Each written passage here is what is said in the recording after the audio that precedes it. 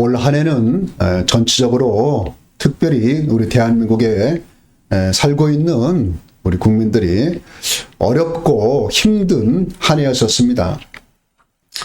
정치적 혼란과 그로 인해서 경제적 어려움까지 정신적으로나 물질적으로 힘든 한 해였고, 그 어려움이 앞으로 또 어떻게 될지도 모르는 상황 속에 우리가 살아가고 있습니다. 더욱 안타까운 것은 그리스도의 몸으로 하나가 되어서 한 몸을 이루어야 할 교회가 하나가 되지 못하고 세상 명예나 권력에 편승하기도 하고 사람의 이념과 사상에 의해서 서로 나뉘고 다투고 있다는 것입니다. 하나님의 뜻이라면서 때로는 예수 이름으로 세상을 향해 소리를 내고 있지만은 오히려 주의 몸을 세워가는 데 있어서 장애가 되기도 합니다. 그렇지만은 사연만은 한 해였지만은 어쨌든 간에 다 지나고 오늘 이제 2024년도 마지막 주일 예배를 드리고 있습니다. 한 해를 보내면서 올 한 해 결산을 해보게 됩니다. 한 해 동안 많은 일이 있었지만 각자가 느끼는 감정은 다 다를 것입니다. 만족한 한 해였던가 아니면은 아쉽고 후회가 많은 한 해였던가, 더하기 빼기를 해볼 때에 플러스 인생이었었는지 마이너스 인생이었었는지, 세상 사람들은 더하기 빼기를 통해서 대부분 후회하고 낙심하고 아쉬워하면서 또 앞날을 걱정하고 불안해하기도 합니다. 우리 그리스도인의 한 해 결산은 어떠해야 하는가? 그리스도인은 삶의 여정을 더하기 빼기로 결산하면 안 되죠. 지난 날들이 창피하고 후회스럽고 그래서 지우고 싶은 것도 있을 거예요. 하지만은 과거 일들이 지운다고 해서 그게 없어지는 건 아닙니다. 그리고 과거에 일어났던 일들을 되돌릴 수도 없는 것이죠. 만약에 지우고 싶은 페이지가 있더라 하더라도 그 페이지가 있어야만이 내 인생 이야기가 구성되고 완성이 되는 것이에요. 과거가 있기에 현재가 있는 것이고 현재가 있기에 미래도 존재하게 되는 것입니다. 만약에 지우고 싶은 과거가 지워진다면은 인생 페이지가 과연 몇 페이지나 될까? 사람 대부분이 아마 좋은 얘기만 써져 있다면은, 보람된 얘기만 써져 있다면은 그 인생 페이지가 몇 페이지 안 될 거예요. 대부분 창피스러운 일, 후회스러운 일, 숨기고 싶은 일, 그런 일들이 훨씬 더 많지요. 특히 우리 그리스도인들도 더 그렇습니다. 왜? 율법에 비추어 봤을 때에 정말 하나님 앞에 우리가 나설 수 있는 것들이 얼마나 많이 있겠어요. 몇 페이지 안 될 겁니다. 우리 그리스도인에게는 지우고 싶을 정도로 후회스럽고 창피한 날들이나 또한 만족할 만한 그런 날들이나 모두가 다 하나님께서 내게 허락하신 소중한 날들이며 하나님께 감사해야 할 내 삶이고 내 인생이라는 것을 우리는 알아야 됩니다. 아무리 더하기 빼기를 해봐도 답은 하나예요. 플러스 인생뿐이라는 것이지요. 그것도 30배, 60배, 100배로 남는 장세의 인생인 것입니다. 우리 그리스도인에 있어서 과거의 잘못과 실수는 후회하고 아쉬워하고 부끄러운 것이 아니라 뉘우치고 회개하는 것이죠. 그러면 하나님께서 모든 것을 용서하시고 더 좋은 것으로 열매를 맺게 하십니다. 따라서 모든 것이 감사의 플러스 인생이 되는 것이라는 것이죠. 세상 사람은 잘못을 뉘우치는 있어도 회개는 할 수 없습니다. 왜 그렇습니까? 그들은 용서받을 대상도 없고 감사할 대상도 없기 때문에 그래요. 그렇기 때문에 그들은 인생을 플러스 마이너스로 결산할 수밖에 없는 것이죠. 로마서 5장 3절에서 5절까지 보면은 다만 이뿐 아니라 우리가 환난 중에도 즐거워하나니 이는 환난은 인내를, 인내는 연단을, 연단은 소망을 이루는 줄 알미로다. 소망이 우리를 부끄럽게 하지 아니함은 우리에게 주신 성령으로 말미암아 하나님의 사랑이 우리 마음에 부은받음이니 이렇게 얘기하고 있습니다.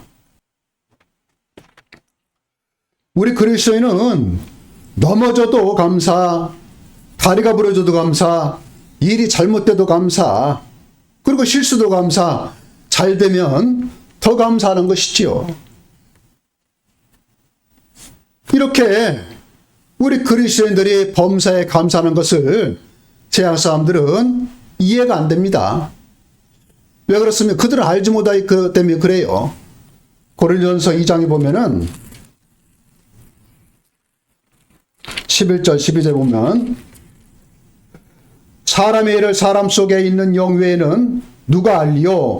이와 같이 하나님의 일도 하나님의 영 외에는 아무도 알지 못하느니라.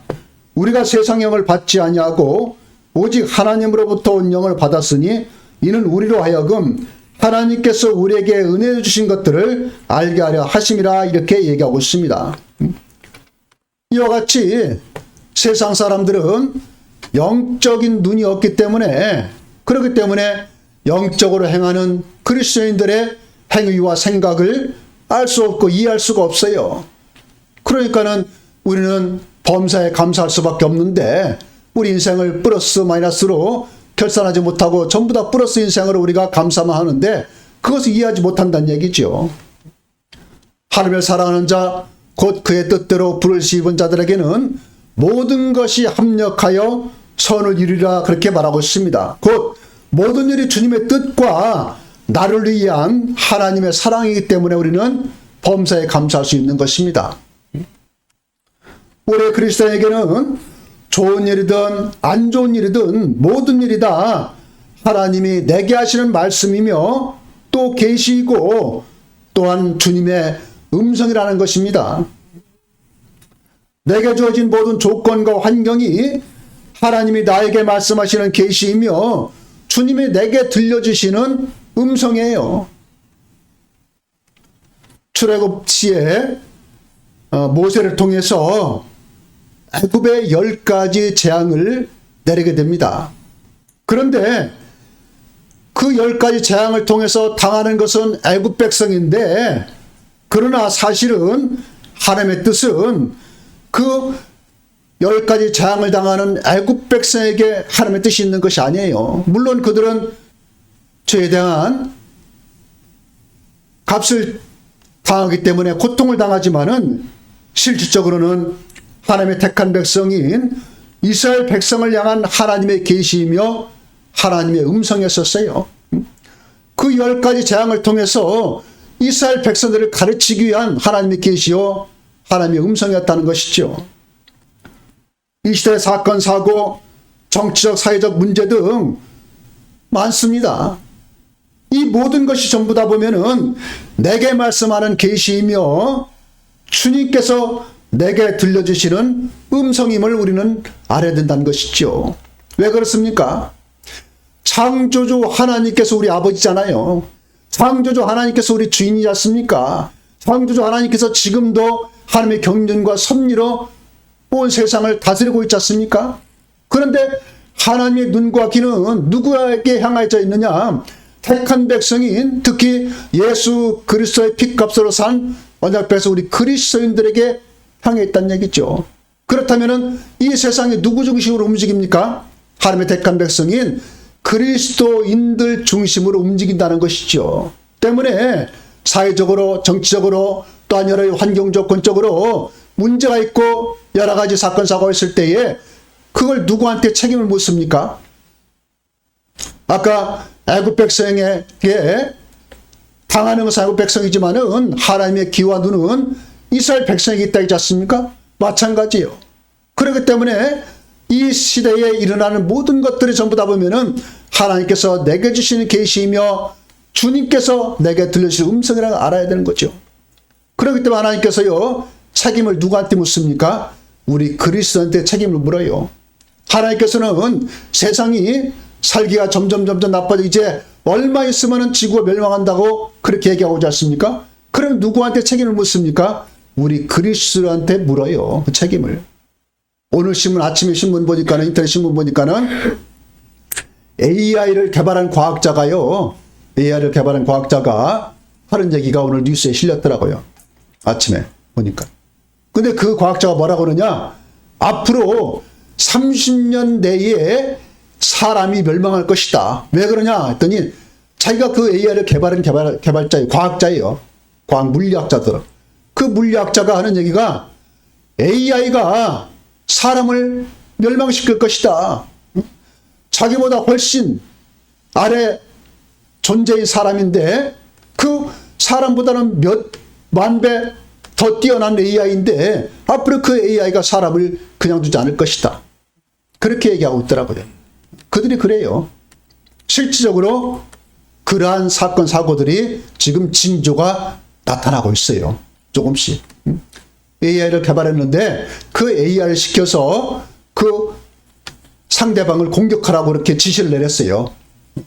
실제로 아니라 가상으로 내렸는데, 그러니까 AI는 생각하기에 AI가 생각하는 거지 않습니까? AI가 무서운 게 뭐냐면은 사람처럼 생각한다는 거예요. 그냥 입력한 대로, 컴퓨터에 입력한 대로 그대로 실행되는 것이 아니라 자꾸 학습을 해, 학습.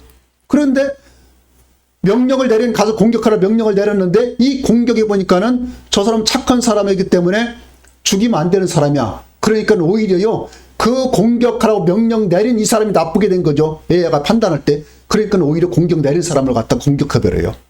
그렇게 무서운 거예요. 그것을 보고서 AI가 앞으로 사람을 정말 사람은 감정이 있으니까는 그래도 상황 판단해가지고 재판관이 그러지 않습니까? AI가 재판관 감정이 있을 때에 꼭 저 사람은 사형을 받을 사람인데도 불구하고 재판관의 의지와 또한 사상과 그 감정으로 인해서 용서도 해주고 하지 않습니까? 근데 AI는 그게 없어요. AI는 딱 거기서 결정해가지고 옳고 그름을 판단해요. 그런 사람을 갖다가 정죄하니까. 그러니까는 잘못된다는 얘기죠, 그게. 이와 같이 이 시대를 살아가는 우리들에게, 우리 그리스도인들에게 하나님께서는 복을 내리시기도 하지만은 책임도 물으신다는 얘기죠. 주님의 음성을 들으며 내게 말씀하시는 계시를 깨달아 기도하라, 그 얘기예요. 때로는 세상을 향해 소리를 내라, 그렇게 얘기합니다. 때로는 행위도 해야 된다는 얘기죠. 그러나 하나님의 뜻 가운데 해야 된다는 얘기죠. 하나님의 계시를 받았으면 그 계시가 무엇인지를 알고 또 주님의 음성께서 어떻게 하라, 이렇게 우리에게 음성을 들려주시니까 그대로 하면 된다는 거죠. 그게 뭡니까? 우리 안에 보혜사 성령께서 계십니다. 그러면은 보혜사 성령께서 나를 도구로 그로 쓰어서 행위도 해야 되는 것이고 또 소리를 낼 수 있어야 된다는 얘기죠. 제가 안타까운 것은 그래요. 지금 사회적으로 정치적으로 혼란 가운데 있습니다. 근데 그리스도인들이 많은 소리를 냅니다. 근데 소리를 내는데 그것이 자기의 사상과 자기의 신념에 대한 소리를 내는 것이지 정말 자기 안에 모신 우리 그리스도인들에 불구하고 보혜사 성령께서 내려온 소리를 내고 있는가라고 한번 제가 되묻고 싶어요. 요한복음 10장 오늘 본문 25절 27절 보면은 예수께서 대답하시되 내가 너에게 말하였을 때 믿지 아니하는도다. 내가 내 아버지 이름으로 행하는 일들이 나를 증거하는 것이오늘 너희가 내 양이 아니므로 믿지 아니하는도다. 내 양은 내 음성을 들으며 나는 그들을 알며 그들은 나를 따르느니라. 아멘. 하나님은 자연 계시를 통해서 일반 계시와 특별 계시를 통해서 여러 가지 환경과 조건을 통해서 우리 그리스도인들에게 말씀하셔요. 늘 말씀하시고 있습니다. 어디에서? 가장 가까이 우리 안에 계시지 않습니까? 마태복음 13장 13절에서 15절까지 보면은 그러므로 내가 그들에게 비유로 말하는 것은 그들이 보아도 보지 못하며 들어도 듣지 못하며 깨닫지 못함이니라. 이사야 예언이 그들에게 이루어졌으니 일렀으되 너희가 듣기는 들어도 깨닫지 못할 것이요 보기는 보아도 알지 못하리라. 이 백성들의 마음이 완악해져서 그 귀는 듣기에 둔하고 눈은 감았으니 이는 눈으로 보고 귀로 듣고 마음으로 깨달아 돌이켜 내게 고침을 받을까 두려워함이라. 이렇게 말하고 있습니다. 세상은 그리스도의 양이 아니므로 하나님의 계시를 또한 주님께서 들리실 음성을 알지도 못하고 듣지도 못해요. 왜 그렇습니까? 주님의 양이 아니기 때문에 그래요. 오늘 말씀처럼 악한 마귀가 주인 되어서 그들의 귀를 가로막고 있고 눈을 가리고 있고 심령을 가로막고 있기 때문에 빛 대신 주님께서 오셔서도 알아보지 못해요. 진리의 말씀을 전하는 주님의 음성을 듣지를 못합니다.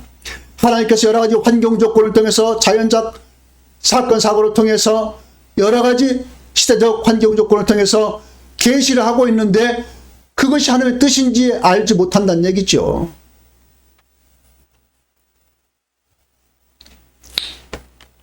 (16절) 보면은 그러나 너희는 봄으로 너에게는 등으로 복이 있도다 이렇게 얘기하고 있습니다.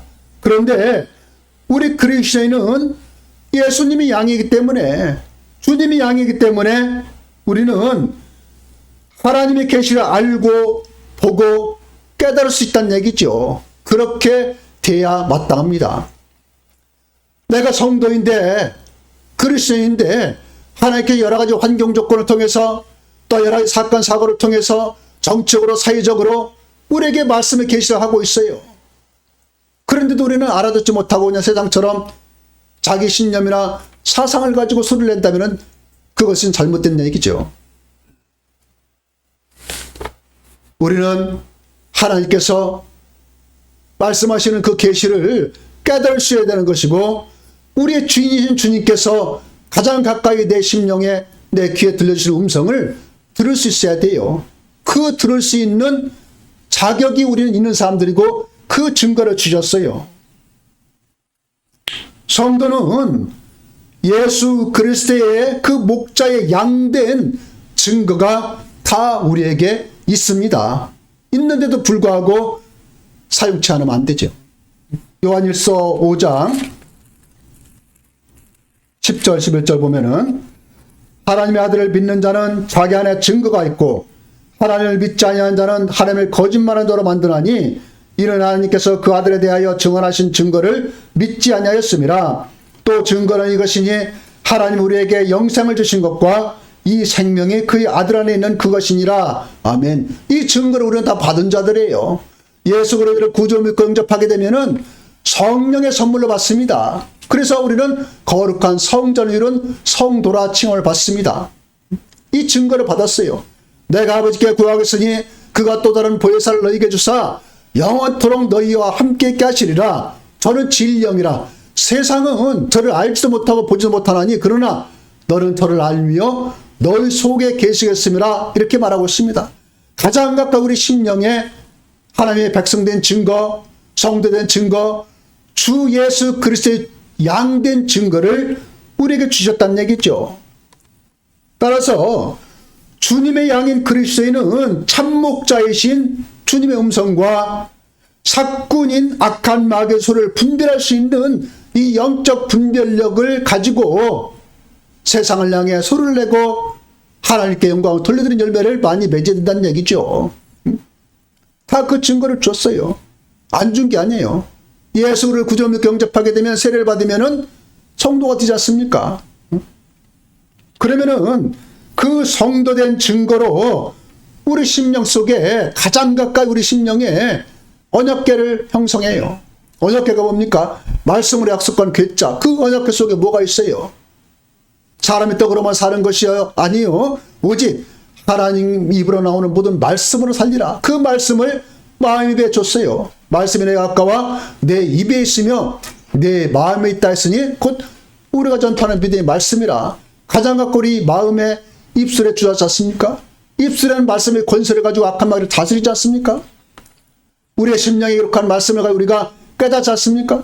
그날 위에 내가 이스라엘 집으로 세울 언약이 이것이니 내 법을 저희 생각에 두고 저희 마음에 것을 기록하리라. 나는 저에게 하나님의 전인의 백성들이라. 그 성전 안에 언약궤 속에 있던 만나가 마음의 입에 새겨져 있고, 성전 안에 두 돌판에 새겨졌던 그 계명이 우리 신비 마음판에 다 기록되지 않습니까? 그리고 언약궤 속에 있던 그 나무 지팡이, 그 지팡이 뭡니까? 생명 없는 지팡이잖아요.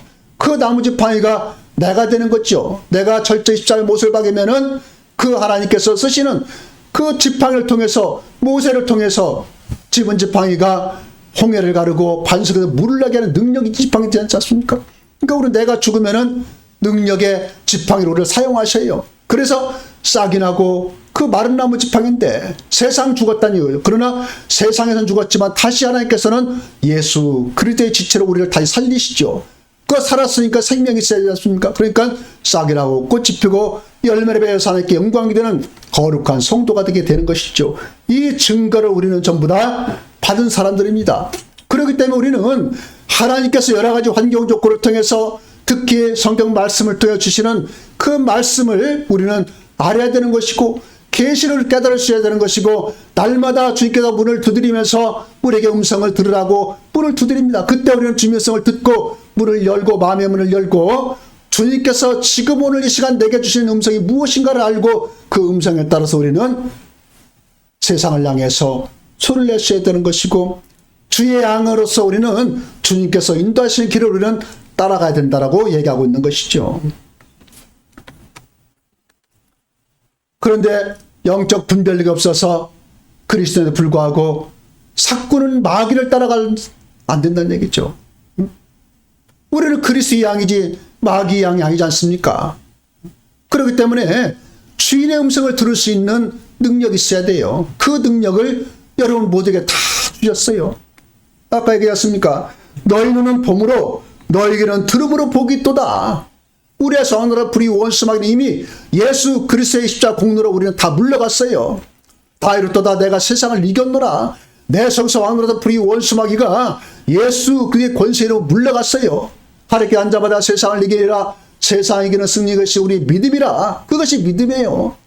곧 믿음의 주인이신 예수께서 내 안에 계시면 나는 믿음 있는 자가 되는 거예요.